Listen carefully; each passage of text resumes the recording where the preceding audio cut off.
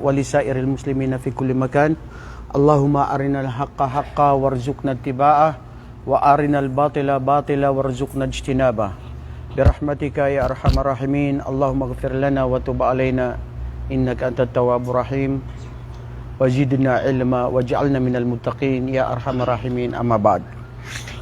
Assalamualaikum warahmatullahi wabarakatuh.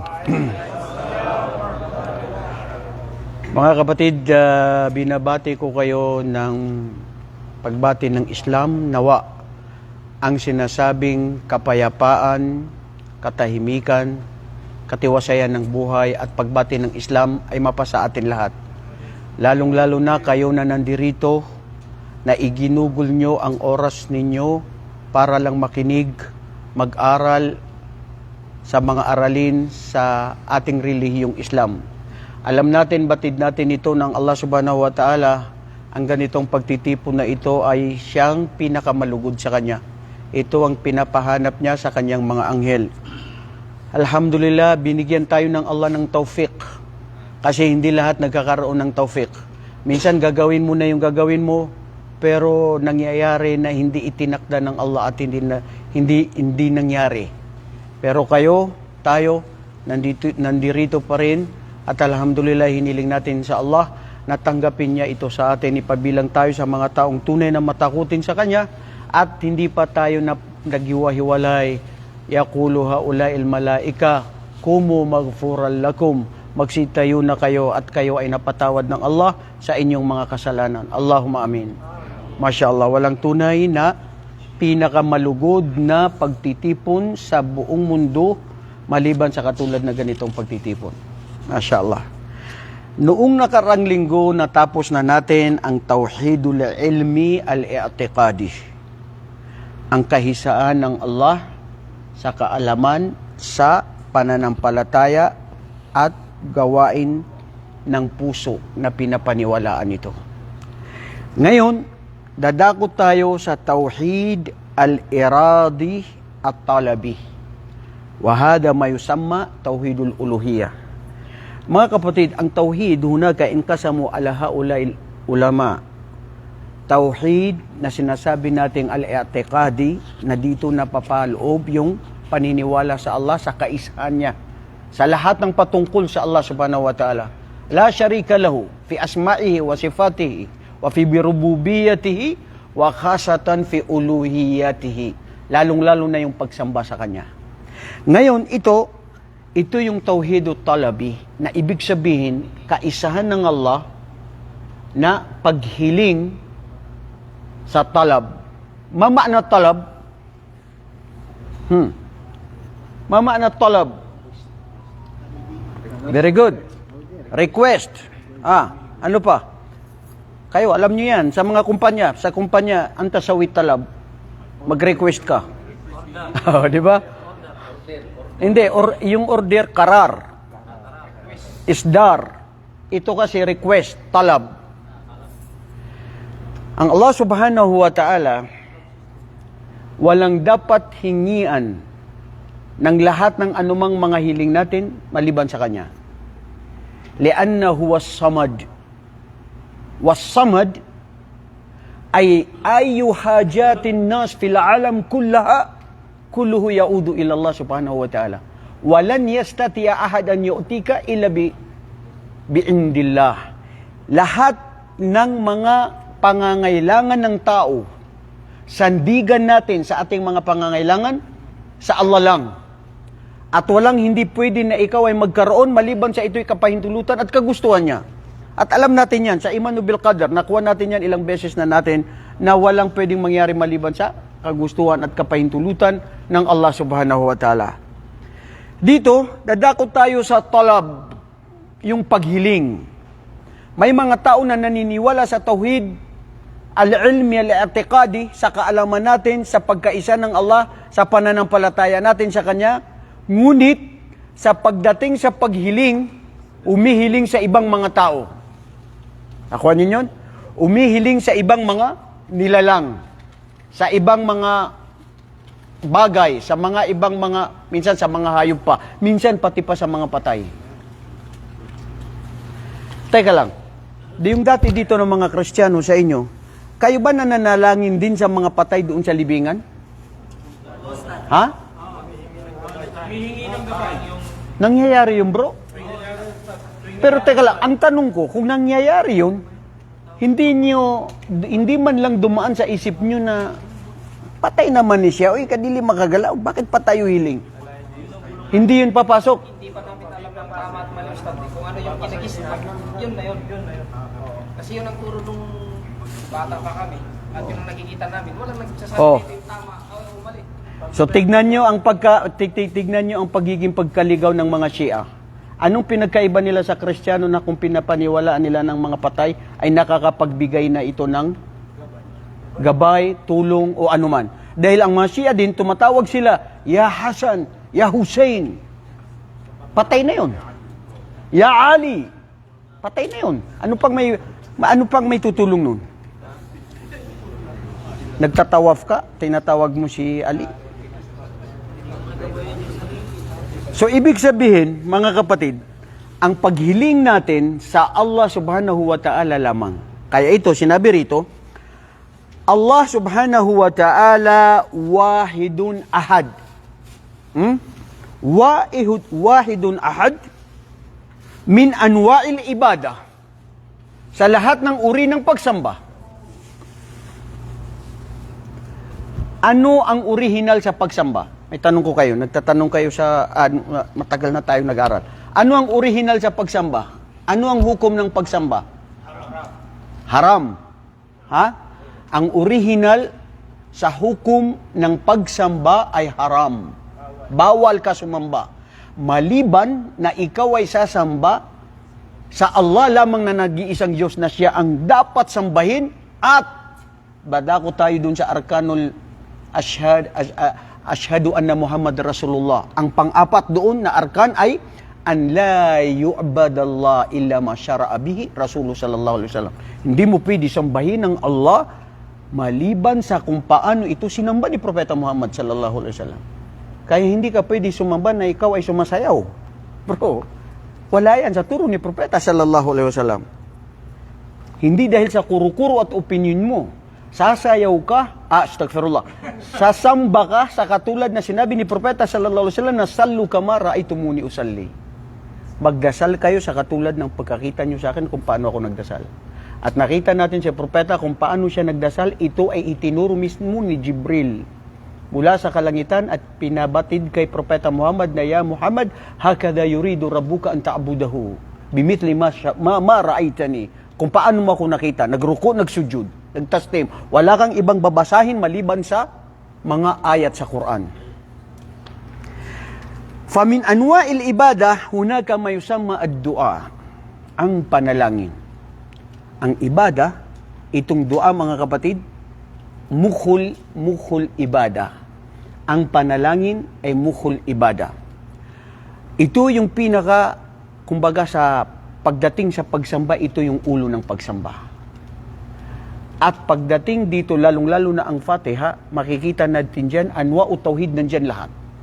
Papuri, luwalhati, paghiling, at pagkaisa ng Allah subhanahu wa ta'ala. Kaya bakit naman ang Allah subhanahu wa ta'ala, sinasagot niya ang ating mga panalangin. Minsan ang tao, nagkakait sa kanyang sarili na hindi nagdudua. Samantalang walang kawalan sa dua mo, bro. Ang dua na ito ang pinakamalugod sa Allah at gustong-gusto ng Allah sa'yo, dapat kang laging humiling. Dahil maski hindi mo nakuha ang inihiling mo, nakakuha ka na ng gantimpala sa Allah. Hindi mo nakuha yung hiniling mo. Ya Allah, sana mapangasawa ko si Kuan. Sana, Ya Allah, makaduwaya ako na hindi ka nakaduwaya. Bro, di ba? So, importante may reward. Nanalangin ka sa Allah subhanahu wa ta'ala. Maaari, hindi sa iyo ibibigay ng Allah ngayon dahil makakasira sa iyo yan sa pananampalataya mo. Ibibigay sa iyo yan kailan sa itinakdang oras na panahon. At kung hindi pa rin maibigay sa iyo, sa araw ng paghukom.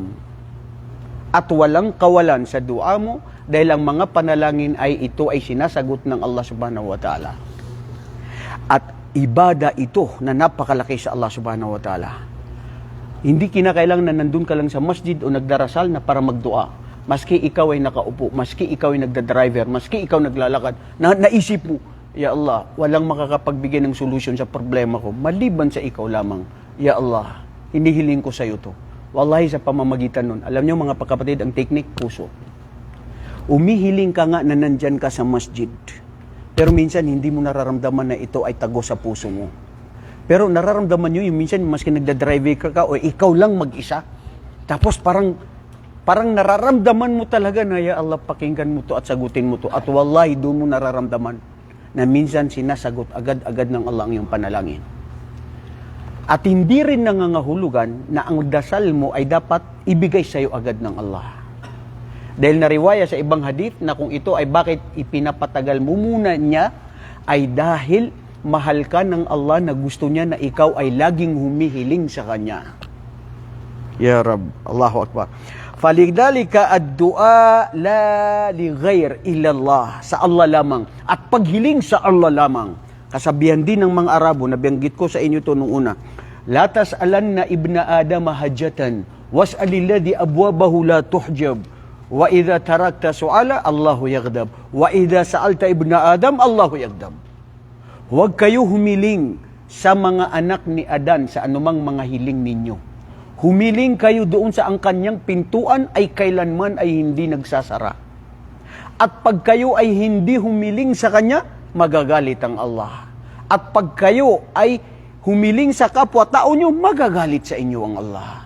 Dahil hindi sila karapat dapat na sila ang magbigay sa inyo. Wallahi mga kapatid, minsan hindi ka humihiling sa Allah, hindi ka humihiling sa mga tao. Dumiretso ka sa Allah. Minsan, dumadaan sa hindi mo alam na tao na bigla na lang yung sagot mo. Yung mga sinasabi nila, hulog ka ng langit.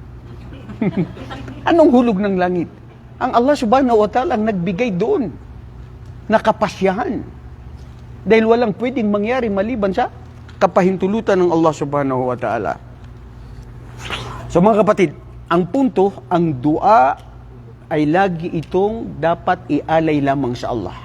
Huwag kayo humiling sa kahit sino. Sa Allah, dumiretso ka. Kakausapin mo mudir, kakausapin mo ang sinong pwedeng mga tao na makakatulong sa iyo, isipin mo ang Allah na siya ang makakapagbigay ng taufik sa tao na yon. At hindi yung tao na yun na makakatulong sa iyo. Lianna huwa miskin, mitlo. Kaparehas mo siya na miskin, na nangangailangan din. Kaya nga sa masjid, ipinagbabawal ng mga ulama na humiling ka dito sa kapwa-tao mo. Sasabi nila, ang hinihiling mo ay makamundo, yalla roh, barra. Mafi huna jua. Asan huna jua lil ibada, li dua ilallah subhanahu wa ta'ala. Nandyan ang Allah subhanahu wa ta'ala para humiling ka, dumiretso, tapos humiling ka sa mga katulad mong kapwa-tao. Hiling mo, makamundo, doon ka. Naalala nyo yung una na tinafsir natin patungkol kay Propeta Musa alayhi salatu wasalam, hindi ba? Yung kung paano siya hiniwalayan at sinabi ni Khidr sa kanya na ngayon ay maghiwalay na tayo. Dahil talabud dunya.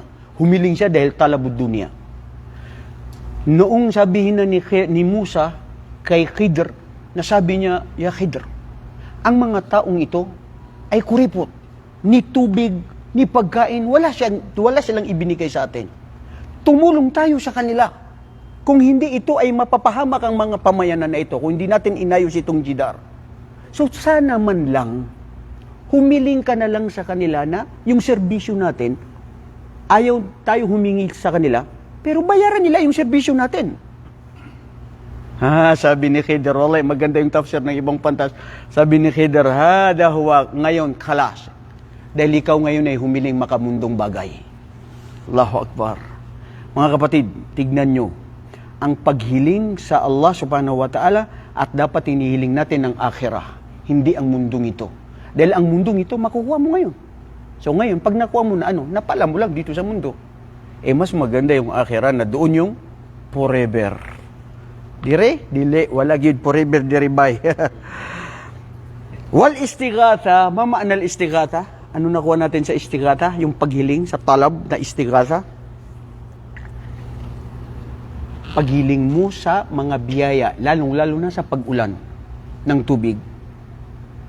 Ito ay mula sa Allah.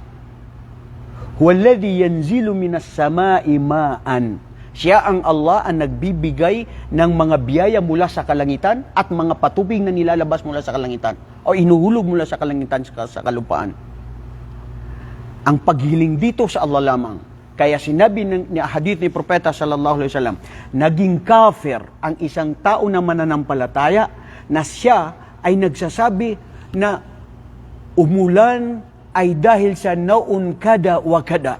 Umulan dahil sa nakita natin ang sensya, dahil nakita natin ang tag-init, dahil nakita natin na ito'y umulan dahil sa nature. Naging kafir ang tao. Bakit? Dahil pinaniwalaan niya ang pag-ulan na hindi mula sa Allah. At ang tao na naging mu'min na tunay na siya ay hindi mananampalataya at naging mu'min na mananampalataya, lianna yaqulu mutirna bifadlillahi wa rahmati. Umulan dahil sa habag at awan ng Allah sa atin. At ang sinong tao na magsabi, lalo na ang Muslim, na sabihin niya na umulan dahil sa sensya, dahil dyan sa ulap na yan, na mabigat, na ganyan, umulan, no. Hindi yun ang dapat na paniniwala ng Muslim. Nakikita natin, minsan uulan na, nandyan na yung mabigat, uulan, hindi umulan. Di ba? Nakakita kayo ng gano'n? Nangyayari yan, bro. Yung ini-expect mo, mangyayari, hindi mangyayari. Dahil siya ang Allahu alladhi yanzilu minas sama'i ma. Siya ang Allah subhanahu wa ta'ala na yanzilu minas sama'i ma. Walang pwedeng mangyari. Wa ma yasqutu mi waraqatin. Walang pwedeng mahulog na anumang mga bagay, mga dahon, maliban sa ito'y lahat kaalaman at kagustuhan at kapahintulutan ng Allah. Bro, bakit umulan? Kagustuhan ng Allah. Ito ang biyaya niya sa atin. Bro, bakit ka nakaganyan? Yan ang kagustuhan ng Allah sa'yo. Yan ang biyaya niya sa'yo. Wal istighathatu la li ghair illallah subhanahu wa ta'ala. At walang nakakaalam sa pag-ulan. Lalo na yung mga tao na minsan yan nasabi nila na alam na nila kung ano yung lahat ng mga sensya. Wallahi sa kapahintulutan nito ng Allah. Minsan inuunahan na, lalo na yung mga without the respect of the doctors, yung mga medicine. May tanan na yung buhay mo, mamamatay ka 3 buwan ngayon, sorry ka na lang. Yung anak mo na ito, babae, lalaki, minsan makita mo hindi rin. Ang Allah subhanahu wa ta'ala nakakaalam.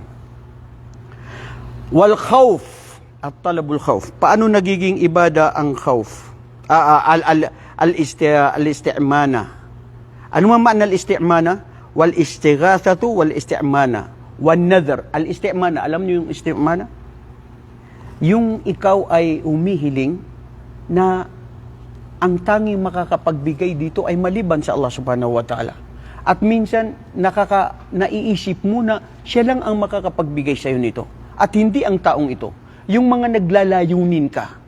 Pwede yan yung mga pangarap mo. Ang pangarap mo, ang layunin mo, ang Allah subhanahu wa ta'ala ang makakapagbigay dyan. At huwag mo sabihin, bro, natupad ang pangarap ko dahil sa'yo. Lalo na sasabihin mo yan sa misis mo. Nasasabihin mo na ikaw ang buhay ko. Mamamatay ako pag wala ka. Allahu Akbar. Patay na tayo ngayon. Pinagpalit mo na. Wallahi bro, may mga ganyan. Mamamatay ako pag wala ka. Wallahi kayo na mga babae, huwag kayo maniwala sa lalaki na nagsasabi ng ganyan, na mamamatay siya kung wala ka. Maski mamatay ka man, hindi yan mamamatay. Baliban sa kapahintulutan ng Allah. Salita lang. Yaquluna bi alsinatihim ma lam laysa fi qulubihim. Sinasabi lang ng dila na wala sa puso. May mga ganyan, mga tao, nagsasalita lang, dila lang, para lang may labas siya, samranaw na sarap kusay. Pero dito sa puso, wala yan. Oo. Nakita nyo yung nagsumpaan sila na maghiwalay daw ang langit at lupa, hindi sila magkapaghiwalay. Nahuli ka, yung asawa mo pa, papatay mo. Bro, yung nadhar, mamaan ng nadhar, panata. Di ba? Ito yung panunumpa. Sa Allah lamang dapat tayo manumpa. Sa Allah lamang tayo dapat magpanata. Dahil siya lang. Ang dapat magpanata ang Allah subhanahu wa ta'ala sa mga nilikha niya. At siya lang ang may karapatan doon. At kung bakit nagpapanata at nagnanadar ang Allah, dahil gusto niyang ipabatid ang kahalagaan ng bagay na kung saan siya ay nagnadar doon. Wasyams. Katotohanan. Sumusumpa siya ang Allah subhanahu wa ta'ala sa Syams. Ano itong Syams? Sinabi niya, wal asr. Lahat, yung mga wawul qasm. Diyan, nagpapabigay. Ang Allah lamang may karapatan diyan. Pero tao, magpapanata ka o ikaw ay susumpa na sa Allah lamang at hindi sa anong bagay at hindi sa kahit sinong tao. Wadhalika ad-dabah. Bro, ang dabah, ito yung sa Tagalog na pagkatay. Sa inyo ba dati sa mga Kristiyano nagkakatay? Bakit nagkakatay? O, nag-aalay. Bakit kayo nag-aalay? Saan inaalay yun? Espiritu? Patay naman to ba eh? Ha? Sa manggagamot. Ha? Hindi nakikita siya. Kasi sabi, nakasagi ka nang hindi nakikita, ganyan. Kaya magano. La hawla wala quwata illa billah.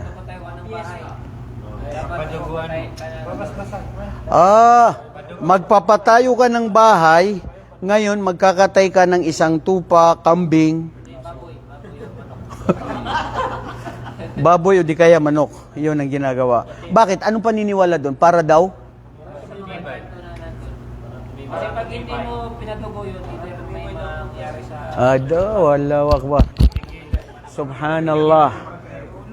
So, ano ang pinagkaiba ng iba na okay lang kung nakakarinig ngayon dito yung mga ibang mga maranaw na miyasimakan una? Mayroong bumili ng kotse, bagu-bagu trakeran ka ribu. So, ribu, gupan miniliwa. Siyong ba nila sa manok na nilagay nila dun sa makina, yung dugo. Bakit? Para daw hindi makadisgrasya yung kotse. Para hindi ka maaksidente. Ano yun? Sama no to na pangunaan kan so kabaya Allah. That is a form of shirk.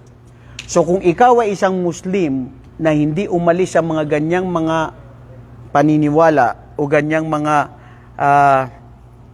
padpad, ano ba tawag dun sa Tagalog din? Yung mga ganyan? Pamahiin na yan. Wala ka rin pinagkaiba sa mga Kristiyano na ganun din ang kanilang paniniwala. Inta wa huwa sim-sim, sawa-sawa. Halimbawa, sa ano ko, kasi sa side sa asawa ko is Maguindanao. Pagka ano naman sila is, tinanong ko sila kung ano yung intention. Ang intention nila is magpasalamat sa Allah. So, it's okay. Hindi form of shirk yun. Ganito yan. Very simple. Maski ang niya mo ay para sa Allah, ang gawain na mabuti. Ang tanong, ang gawain na mabuti na ito, ginawa nga ba ito ni Propeta sallallahu alaihi wasallam?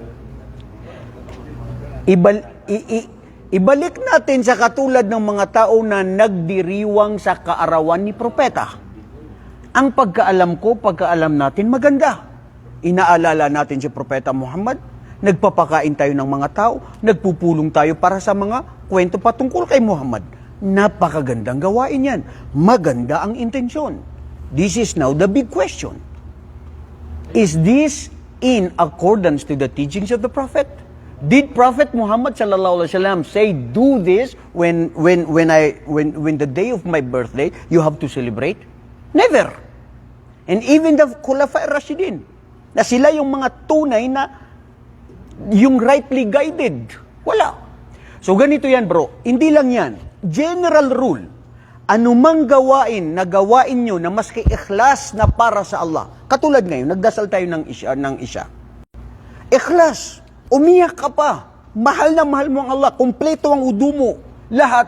Pero sabi mo, Ya Allah, gusto kong dagdagan yung asar ng 4 rak'ah, dagdagan ko ng isa. Para 5, para mas malaming reward. Alam mo yun, ganun ang nararamdaman ko. Naunja ka. Lampawi. Nabuang na kay miyanguman gari sa agama. Hada huwa ma yusamma iba al-bid'ah. Yung Ustad, yung natawag sa yung kanduri. Aywa. Walang problema sa kanduri. Kailan ka magkakanduri? Pupunta kami. Kanduri araw-araw pwede yan. Magkanduri yung anak mo nakatapos ng pag-aaral, pagsalamat sa Allah, okay yan. So in short, Ustad, sa tanong ko na yun, na halimbawa, pag naka-acquire ka ng isang bagay, halimbawa, yung kotse, or nagpatayo ka ng bahay, kasi sa Mindanao kasi nakita ko rin, na-experience ko rin within, I think in my 3 years experience, na nagkakatay sila, Ustad. Pagibahin natin bro correct yan. Iyan ay malapit sa sinasabi ng kapatid natin na kanduli sa Maguindanao, tapos sa Maranao na kanduri. Sa Tagalog ay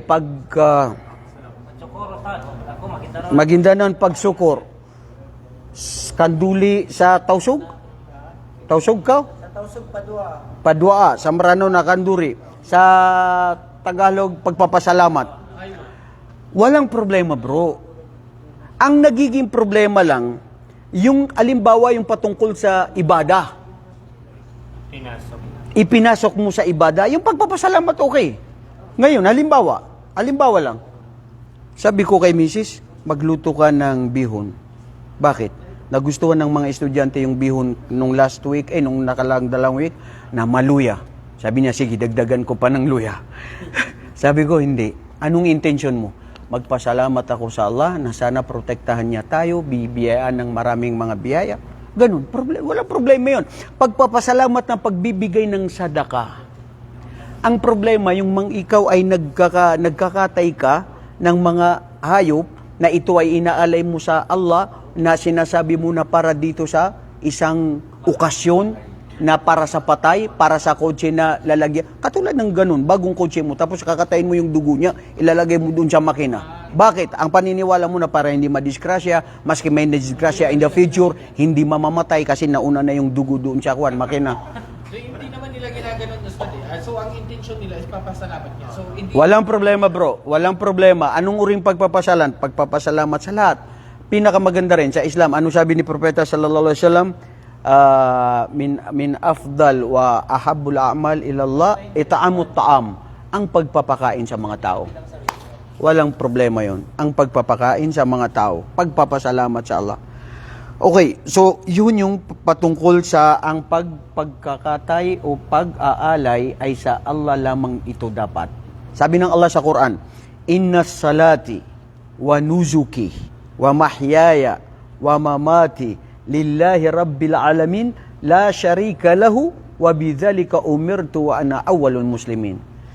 Inna salati, katotohanan ang aking mga dasal, ang aking mga panalangin, ang lahat ng paggawa ko ng kabutihan, ang pagsamba ko sa Allah, inna salati, wa nuzuki. Ano yung nuzuk? Pag-aalay. Adaba. Pag ikaw nag-hajj, magdadaba ka. Bakit? Para sa Allah subhanahu wa ta'ala. Pag ipinanganak ang anak mo na lalaki, dalawang kakatayin mo. Para, bakit? Para sa Allah. Hindi dahil para dun sa bata. Magpapasalamat ka sa Allah na ikaw ay binyayaan ka ng bata na lalaki. Kung babae, isang kambing o isang tupa. Ganun lang yun, kasimple. So you should follow the sunnah of the Prophet sallallahu alaihi wasallam. Inna salati wa nuzuki wa mahyaya ang buhay ko. Yan. Bro, ang buhay natin para sa Allah. Hindi ang buhay mo doon sa anak mo, sa gigugmani mo, sa kahit sinong mga mahal mo.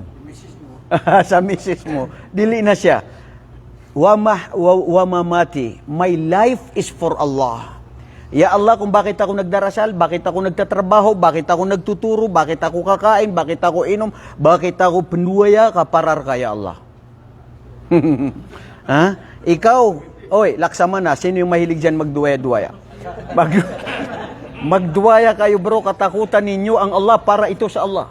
Pagtulong sa mga kababaihan. Hindi ipakita mo na malakas ka, macho ka at nakakalimutan mo yung mga karapatan ng ibang mga babae. Labag na yon. Babalik yan sa niya. Okay, papasok din dito ang sinasabi na at-talab lihada an Allah subhanahu wa ta'ala amarana bid-dabh wa tawakkul. Ano yung tawakkul? Mga kapatid, mama na tawakkul? Tawakkul. Sa Tagalog, ano ang tawakkul sa Tagalog?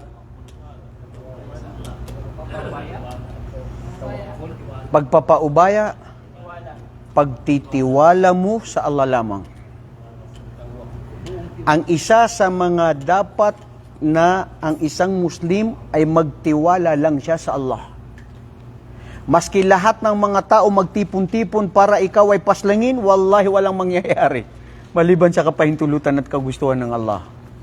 Maski anong gawin nila sa iyo para bigyan ng anumang posisyon, anumang pera o anuman lahat, walang mangyayari maliban sa kapahintulutan at kagustuhan ng Allah. Wa inna Allah yuhibbul mutawakkilin. At ang mga taong mutawakkil, yaf'aluna al-asbab. Yung mga tao na nagtitiwala, ginagawa nila yung mga gawain para makamit nila ang gawain. Hindi yung nagtawakal ka sa Allah na totoo sa puso mo, pero walang kilos.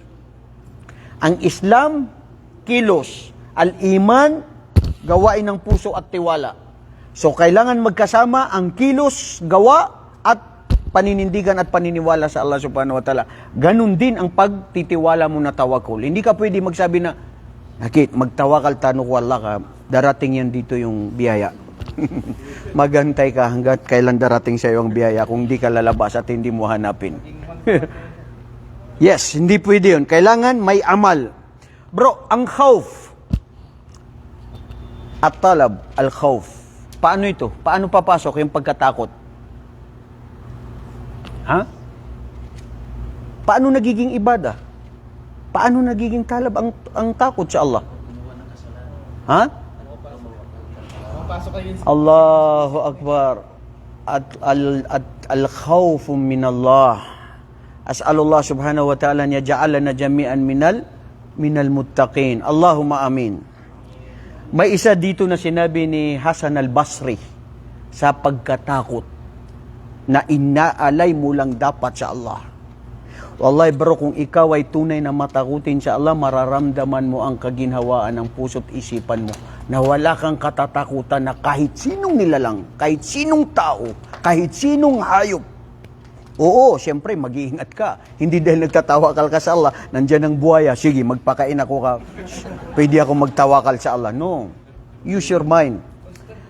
Sabi dito ni Hasan al-Basri, dito sa pagkatakot sa Allah subhanahu wa ta'ala, lalo-lalo sa mga rizq, alimtu anna rizqallaha alayya lan ya'khuda'u ahad fa'atma'annu qalbi.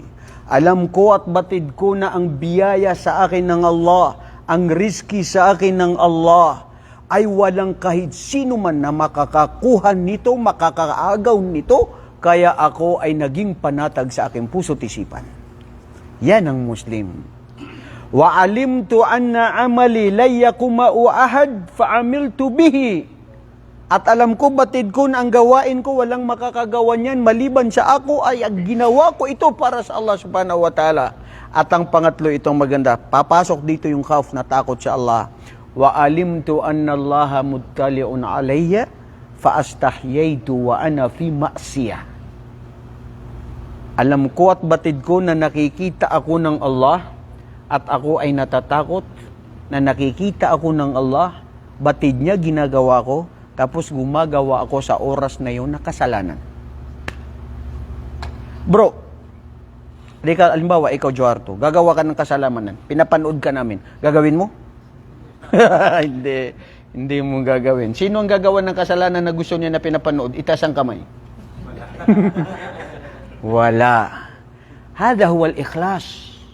Mga kapatid, ang ikhlas, ang pagiging ikhlas, yung ikaw ay yung kasalanan na ginagawa mo na ikinakahiya mo at hindi mo gusto na malaman ng mga tao. Ganun din ang ikhlas na gumagawa ka ng mabuti, tulong sa kapwa at pagsamba sa Allah na hindi mo gusto na ipakita sa mga tao at malaman ng mga tao sa katulad ng paggawa mo ng kasalanan na hindi mo pwedeng ipakita at malaman ng kahit sino man. Ngayon, dito sa Facebook, oy mga Muslim, magpasting na kayo, ako na magpapasting bukas. Dito na nilalagay, it's not my concern, none of my business. Nga naman nagsulti ka na. Bakit? Nangutan ako sa imo na sa imong buhaton? Bro, ang takot sa Allah subhanahu wa ta'ala, siya lang nakakabatid, siya lang nakakaalam. Kaya ugnayan mo yan sa Allah at ikaw. Kahit sino sa atin, huwag tayo humusga sa kahit sinong tao. Akala natin ito barumbado, akala natin ito makasalanan, pero hindi mo alam, gabi mahal yan ng Allah. Umiiyak yan sa Allah, nagbabasa ng Quran. Tapos ikaw mutawa, ganito ang suot mo, hanggang dito pa, para hindi doon. Na hindi pala para sa Allah dahil li'anna Allah ya'rifu mada fil qalb, li'anna al-imanu huna asyara fi qalbihi. Ang pananampalataya dito sa puso. Sabi ni Propeta sallallahu alaihi wasallam. Wal khawfu wal hub. Nandito rin yung pagmamahal. Subhanallah, ang pagmamahal. Sino sa inyo ang hindi nagmahal? Itaas ang kamay. Ha? Ha? Ang puso, Abdulaziz, gawain ito ang pagmamahal. Isa sa gawain ng puso. Maraming gawain ito ang puso. Kasama dyan yung pagmamahal. Ang pagmamahal, ito ba ay nakokontrol o hindi? Nakokontrol? Masya Allah, sana all. Bro, ituro mo sa amin paano mo makontrol ang pagmamahal. Para pipili lang ang pagmamahal na ito. Bro, ang pagmamahal para sa Allah. At wallahi, pag ikaw ay nagmahal para sa Allah, mararamdaman mo ang tamis ng pananampalataya. At pag nagmahal ka na hindi para sa Allah, mararamdaman mo ang pagkasakim, sakit ng puso mo, at hindi ka makontento dahil nangangarap ka na nagmamahal ka na mahalin ka rin niya. You are asking in return. Ang pagmamahal sa Islam, hindi ko kailangan na mahalin mo rin ako. Importante mahal kita sa Allah dahil para sa Allah. Mahalin mo ako hindi, wako'y labutan na. Ang tao, pag nagmahal dahil sa kagandahan, dahil sa pera, pag nawala yung kagandahan at pera, hindi na niya mahal. Dahil minahal niya dahil sa pera, kagandahan at dahil sa kapangyarihan. Ilang may mga mayor, nawala sa mayor, nawala na dun yung mga bata-bata niya. Sabi ni mayor, walang niya itong mga taong ito, walang utang na loob. Nung mayor ako, nang dami-dami, lang na kan siya ng pamakakan. Imanto din ng mukiran siya, mga tadom yan. Miya na nadumpan siya mayor, miya da so bala so lang na pingal bukyan. Nawala na lahat yung mga gawain mo na mabuti, bro. Kasi isinumbat mo. Huwag mo sumbat ang mga mabubuti mong gawain. Dahil para ito ay isinisumbat mo, mawawala ang mga dati mong mabuting gawain dahil sa pamamagitan ng panunumbat. Walhub nawuhu dhalika lillahi subhanahu wa ta'ala faqat la ghair. Iyaka na al-maqsud bidhalika mulkan muqarraban lillahi subhanahu wa ta'ala. Dahil dito, napapalapit ka sa Allah subhanahu wa ta'ala. Minsan nararamdaman mo na malapit ka sa Allah dahil sa pamamagitan ng mga gawain mo na sekreto, na pagmamahal, pagtitiwala, pananalig, pagdua lamang sa Allah. Nakita nyo si Ibrahim alayhi salatu wasalam, si Propeta Ibrahim, nung susunugin daw siya, apat na pong araw na sinusunog siya. Lahat ng mga kahoy sa buong bayan, inipon, pinakamalalim na nilibingan kay Ibrahim. Nandoon lahat yung mga apoy. Hindi pa muna pinaapoy yun. Pero, subhanallah, dumating sa kanya si Anghel Jibril. Ako, si Anghel Jibril, Ya Ibrahim, nandirito ako, anong gusto mong tulong, tutulungan kita. Sabi ni Ibrahim alayhi salatu wasalam, Anta la uridu, walakin minallahi subhanahu wa ta'ala. Darating na yung tulong, pero hindi siya nanalig sa isang anghel. Nananalig ako sa Allah subhanahu wa ta'ala. Ano yung dua na sinabi niya? Nung siya ay inaano sa apoy? Hasbunallahu wa ni'mal wakil. Pag yan ay napaloob sa isang Muslim, sapat na ang tulong ng Allah sa akin, hindi ang tulong ng kahit sinong tao. Dahil siya ang magpapatunay sa tulong ng Allah subhanahu wa ta'ala. Matutunghayan niya na natin yan sa Quran, mga kapatid, kung paano nagtagumpay ang mga sahaba. Dahil sa tiwala nila sa Allah, kukunti ang bilang nila, pero nagtitiwala sila sa Allah subhanahu wa ta'ala. Nagdidhikr sila sa Allah subhanahu wa ta'ala, dumarating ang tulong ng Allah subhanahu wa ta'ala, agad-agad, kahit sinong mga kalaban. Ngayon, kabaliktaran, yung ibang mga kamusliman, talo na natin sila. Bakit? Meron na tayong mga tura-tura. Meron na tayong mga pambaril sa kanila. Baridi sa ula, may kudisiran mapulang. Astagfirullah. Ano yung ginawa mo? Nanalig ka doon sa mga baril na kung anong meron kayo, na hindi ka nanalig sa Allah subhanahu wa ta'ala. Wa hadha huwa ma yusamma Minal usulul ibadah anna Allah subhanahu wa ta'ala yu'badu bil hub wal khawf wal raja jami'an. Sa pagka-original, sa pagsamba sa Allah subhanahu wa ta'ala ay sinasamba siya sa pamamagitan ng pagmamahal, pagkatakot sa Kanya, at yung mga ating mga layunin. Lahat ng mga ito.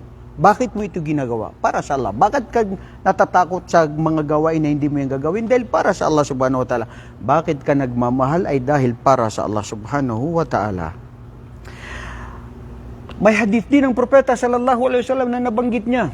Di ba? Salatatun magkunna fihi wajada halawatal iman an yakuna Allah wa rasulu ahabba ilayhi mimma siwahuma wa an yuhibbal mar'a la yuhibbuhu illa lillah subhanahu wa ta'ala wa an yakraha an yauda fil kufri kama yakra an yuqdafa fin nar.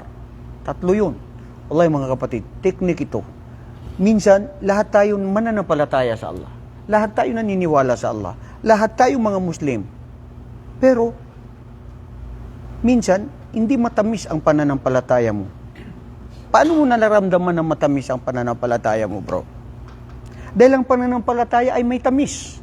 Sabi, ika ni Propeta sallallahu alaihi wasallam, ang sino mang magkaroon dito sa tatlong bagay, ay siya ay malalasap niya at mararamdaman niya ang tamis ng pananampalataya. Una, ang mahalin niya ang Allah at ang kanyang sugo ng higit sa lahat, sa kahit sino. Ngayon, baliktarin mo. Mahal ng tao ang kanyang asawa, ang kanyang anak, ang kanyang pera, kapangyarihan, kaysa sa Allah. Nangyayari yun? Nangyayari? Anong halimbawa niya? Sige nga. Ganyan lang kayo? Oo, nangyari. Anong example? Sige. Ano? Oo, Ustad. Anong example? Sige na. Allahu Akbar, Masya Allah. Correct yan. Minsan, dahil sa, katulad halimbawa na nagiging biktima ngayon ng mga iba. Allahu Akbar, Yawmul Jum'ah. Haram na magtinda ka. Pero yung tindahan mo bukas pa. Pinagbawal ng Allah sa araw ng Jum'ah na kailangan isarado anumang transaksyon. Pero ngayon wala. Mahal ng tao ang kanyang kabuhayan. Mag-hajj ka. Mag-umrah ka. Meron kang gagawin. Pagsamba sa Allah. Napakalaking pagsamba sa Allah. Ikaw na asawa, pupunta ka doon sa mga tao na may mga rido. Dahil pag hindi ka dumarating doon, magpuputukan sila, magpapatayan sila. Sabi ng asawa mo, huwag ka dyan pumunta ka, hindi ka na makatulog mamaya sa gabi sa kwarto. Patay kang bata ka. Kinatakutan mo lang dahil sa asawa mo. Hindi ka pumunta doon. Pagsamba yun sa Allah subhanahu wa ta'ala. Saan? Sino nagpigil? Si Commander. Nasaan? Wallahi, totoo yan, bro. Ang daming mga paraan, ang daming mga example. Minsan ang asawa mo, minsan mismo ang anak mo. Na minsan na pangingibabaw mo sila kaysa sa Allah subhanahu wa ta'ala. So minsan nalalaman ng Allah na ang puso natin ay hindi makatotohanan. Dahil dumarating ang pagsubok minsan na nagkasabay ang iyong pride, ang iyong maratabat, ang iyong anak at ang iyong asawa, ganyan. Maraming beses yan. Ako, nararanasan ko minsan. Fajr. Pupunta ako sa masjid, sabi ko sa mga anak ko, ay, kawawa naman sila kung gigisingin ko sila, may katanggatanggaw. Tapos natulog sila na 3 hours kasi nanood sila. La ilaha illallah. Wallahi, pupunta ako ng masjid, ang puso ko nagdurugo. Ya Allah, anong bali ng pagpunta ko sa masjid na ang mga anak ko natulog? Di ba? Ito ang mga example. We have to be frank with ourselves. Na minsan, maski ipinag-uutos ng Allah dahil sa pagmamahal mo sa anak mo, pagmamahal mo sa kahit sino, kahit ipapahamak niya, ibabaliwala mo. Nasaan? I'm talking about the reality. At-taslimur ridha wa ta'atu al-mutallaqa lillahi subhanahu wa ta'ala wa lirasuli wal imanu billahi subhanahu wa ta'ala. Mga kapatid, may mga tao na minsan hindi sila tunay na sumusuko o hindi sila nagsosurrender doon sa kung ano ang dumating sa kanila na mga pagsubok. Hindi sila makapag-move on. Hindi nila matanggal yon. Hindi nila matanggap yon. Kayo ba minsan lahat ng dumarating sa inyo sa buhay nyo, tinatanggap ninyo? Ustad, personal na yan. Kasi, kasi minsan talaga hindi namin matanggap. Minsan sasabihin pa natin, ya Allah, bakit ako? Wallahi mga kapatid, huwag tayo maging ganyan. Huwag ka manumbat sa Allah. Huwag mo gayahin ang mga iba na sinusumbatan nila ang kanilang Panginoon. Ar-rida'u bima kasamallahu laka. Ano ang ibinigay sa iyo ng Allah, nakapahintulutan na kagustuhan niya, gaano man ito kapait, gaano man ito kahirap sa iyo, tanggapin mo yun. Al-qana'atun bima kasamallahu laka takun agnan nas. Ang makontento ka sa kung anong ibinigay sa iyo ng Allah sa buhay mo ngayon, tanggapin mo yun. Dahil dyan mo matatagpuan ng tunay na kaginhawaan ng isang buhay ng isang tao. Dahil tanggap mo, ang mga tao na hindi niya matanggap ang nangyayari sa kanyang buhay, malungkot ang kanyang buhay. Miserable ang kanyang buhay. Tapos sasabihin pa niya, sana all. Hindi pala maganda yung sana all, bro. No? Palagay nyo, maganda sabihin yung sana all? Hari? Ha? Minsan siya, Uy, pare inggit yun eh. Astagfirullah, laging namumutawi sa busis ko na lagi kong sinasabi sana all. Astagfirullah. Hindi, kasi joke lang yun bro, yung sana all. Kasi, hindi bro, sa'yo yan. Alhamdulillah. Hada wala di makasamallahu laka. Ibinigay sa'yo yan ng Allah. Wa dhalika fadlullahi yu'tihi man yasha. At ito ang fadl ng Allah, habag niya na ibinibigay sa sino ang gusto niya. Wa kullu wahid minha, lahat tayo binigyan ng Allah ng meron ka. Bawat isa. So dapat makontento ka dun. Wa tashri'u ma lam ya'dhanillahu bihi wal tahakum ila taghut wa itba'u ghairu syari'a. Ito 'yon mga kapatid. Tashri' bima ma lam ya'dhanillahu bihi. Kung ano yung ipinagkaloob ng Allah, ano ang ginawa niyang hukom para sa'yo, sa nangyari doon sa buhay mo, na kailangan yun ay tanggapin mo yun.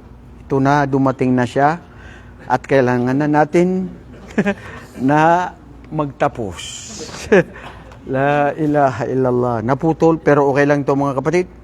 Kukunin natin sa susunod. Allahu Akbar. Padiyam syariah. Bro, dito tayo magtatapos. Oh. Al-hukmu bi ghairi ma anzalallahu bihi kufrun akbar wa qad yakunu kufran duna kufr. Tignan niyo yan. Yung paghukom sa isang bagay na dumating o di kaya yung mga batas na isinabatas mo na hindi batas ng Allah subhanahu wa ta'ala na sinunod mo, yun ay pagiging kafir, pagiging labas sa Islam. Pero sabi dito, waqad yakunu kufran duna kufr. Pwedeng maging kafir na pwede ring hindi labas sa kufr. Depende sa sitwasyon. Halimbawa, paano yun magbigay doon ng example? Sa mga Maranaw, mayroon silang sinasabing igma agutaritib. Ijma wa tartib. Kinuha yun sa Arabic. Na yun yung pinagkaiwanan sa kanila ng mga matatanda sa kanila. Kung ito ay sa kabutihan, marahil wala sa Quran, marahil wala sa hadith. Pero kung ano yung kabutihan na yun, na ang magiging resulta niya ay para hindi matuloy ang hidwaan at hindi magkaroon ng digmaan at ito ay para sa kabutihan ng lahat, pwedeng gawin yun kung yun ang pinagkasunduhan nila. Para hindi ka magiging kufr. Kasi hindi lahat ng mga alituntunin na ikaw ay hindi syariah ng Allah, pag ginawa mo ay magiging kafir ka na. Depende yan sa situation. At kung tayo, halimbawa sa Pilipinas, ang ating hukom doon ay gobyerno ng Pilipinas, ginawa ng tao, pero tayo, mga min akaliyatil Islamiyya, mga tao na mga kakunti lang na mga Muslim, importante hindi tayo pinapasamba sa mga ribulto at hindi tayo sumusunod sa paniniwala nila. Pero kung ang mga batas nila ay naaayon sa kaisahan para sa public interest, para sa kabutihan ng sambayanan, pwede. Walang problema yun. Minsan na nung malit ako na sabi ng uy, bawal kasi yan ka, uling ka ng pulis, ipinagbawal ng gobyerno. Ha? Gobyerno, wari. Baka kafir. Sila ang gumawa dyan. Tayo na mga Muslim. Sige, gawin na natin yan. Oh, kung ginawa yun, muntik na siyang masagasaan. Kasi hindi niya inisip na para yun sa kapakanan ng lahat. Hindi lang dahil doon sa pananampalataya mo sa iman. Kung ito ay para sa kapakanan ng lahat at kabutihan, pwede yun. Anong problema doon? Bro? Paano yan na-start yung may mga kapatid tayo na nasali sila sa mga gawain ng mga Christian, example, Halloween. Tapos, ang reason is para lang hindi magkaroon ng pakipag-respect sa parang para hindi magkabilo yung kinakaano pakisama. Pakisama. Something like that. Halloween. Halloween. Christmas. Hindi lang Halloween. Lahat. Halloween, Christmas, Pista ng Bayan. Nangyayari mo. Lalong-lalo na sa amin, Ustad, pagka-pista ng bayan, hindi mo may iwasan. Sumasali yung mga kapatid natin sa pista ng bayan.